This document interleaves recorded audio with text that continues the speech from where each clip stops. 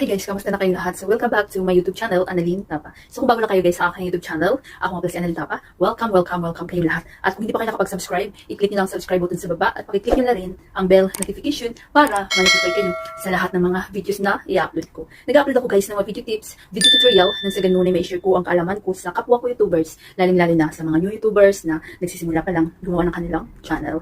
So, sabi ko, paano kaya i-try ko kaya na mag-upload ng videos. So nag-start ako guys mga 2021. So nag-start ako mag-upload ng videos. Tapos na search ko doon kung paano ka monetize. So kung alam niyo na guys, 'di ba? Para ma-monetize yung channel niyo is dapat meron kayong 1,000 subscribers at saka yung 4,000 watch hour.